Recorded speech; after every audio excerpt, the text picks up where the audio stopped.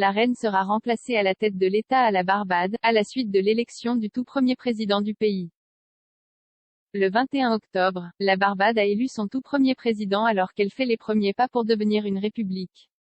Dame Sandra Mason prêtera serment le 30 novembre, le 55e anniversaire de l'indépendance du pays vis-à-vis de la Grande-Bretagne. Alors que le pays de moins de 300 000 habitants a obtenu son indépendance de la Grande-Bretagne en 1966, la reine, 95 ans, est restée son monarque constitutionnel. En 2020, le pays des Caraïbes a annoncé son intention de retirer la reine Elisabeth II de son poste de chef d'État et de devenir une république.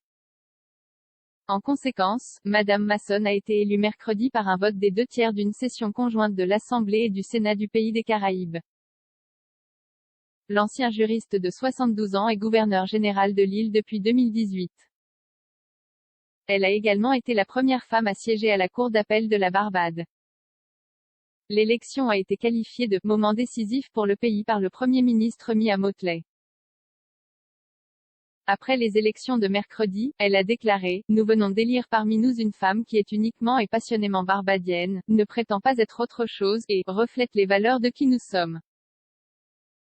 Madame Mottley s'est également empressée de rassurer que cette décision n'était pas un moyen de condamner son passé britannique. Elle a déclaré « Nous sommes impatients de poursuivre la relation avec le monarque britannique ».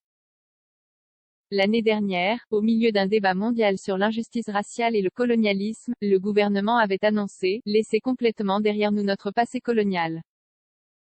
Depuis son indépendance, la région a maintenu des liens avec la monarchie britannique et a été reconnue comme un État indépendant sous le royaume du Commonwealth de Sa Majesté.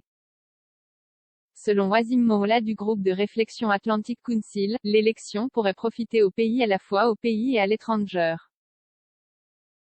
Il a déclaré à Reuters que cette décision faisait du petit pays en développement un acteur plus légitime dans la politique mondiale, mais pourrait également servir de mouvement unificateur et nationaliste qui pourrait profiter à ses dirigeants actuels dans le pays. Monsieur Molla a ajouté, d'autres dirigeants des Caraïbes et leurs citoyens feront probablement l'éloge de cette décision, mais je ne m'attends pas à ce que d'autres emboîtent le pas. Cette décision ne sera toujours envisagée que si elle est dans le meilleur intérêt de chaque pays.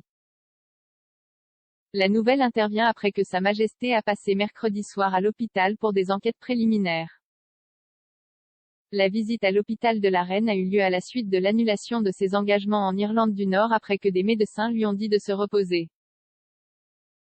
Un porte-parole de Buckingham Palace a déclaré, suite à un avis médical pour se reposer pendant quelques jours, la reine s'est rendue à l'hôpital mercredi après-midi pour des enquêtes préliminaires, retournant au château de Windsor à l'heure du déjeuner aujourd'hui, et reste de bonne humeur.